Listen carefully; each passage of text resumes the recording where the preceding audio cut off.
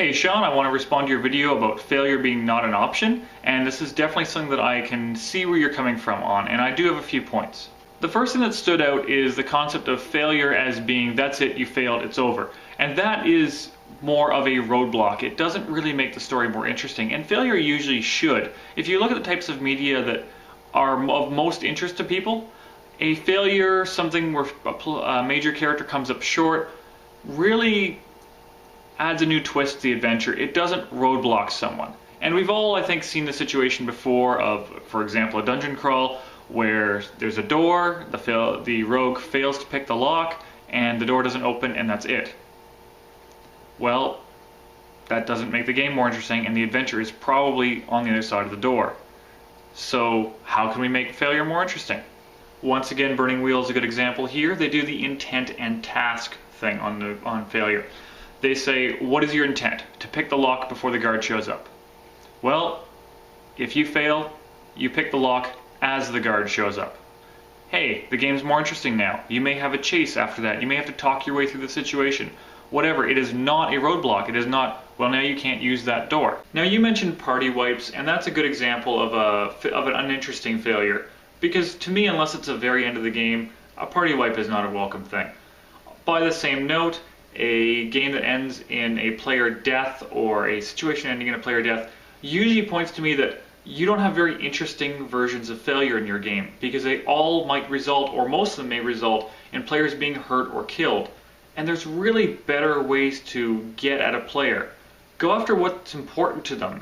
Attack their goals. Attack some aspect of themselves. Don't always try to knock off hit points or whatever your game system of damage is. You also throw up the idea of the other player having plan B. The first one fails, the next person swoops in and saves the day. And that can actually be how your complications work sometimes. For example, with the thief example.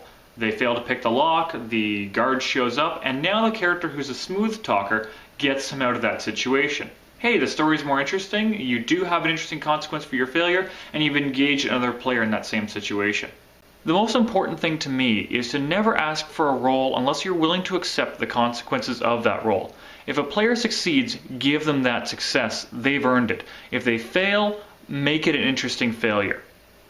Now, we have a tendency, because of the way we've been taught in gaming for years, to not say no to players. No, you can't do that, or whatever the case might be, but GMs, for example, the ones who have, you've given the example before of a big, heavy campaign, and he wants them to go into that story, and he'll kind of steer the game that way, to have a enormously high obstacle in front of the players and say, this is what you need to do.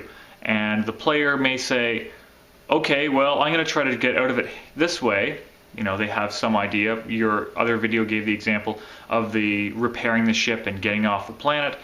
And that GM might say, well, you know, you succeeded in repairing the engines, but now the console's broke, and he's just waiting for that failure that he can lord over the players and not let them leave so that he can push his game forward. And to me, that's never a good way to go, because you're basically telling your players that what their decisions do, what roles they make, don't matter. I'd prefer not to play that way. That's just my style. And it can be somewhat difficult, and the only way I do it is by not having that adventure that I'm trying to force them down. Your results may vary, but nonetheless, it is important. Don't ask for a role unless you want that response.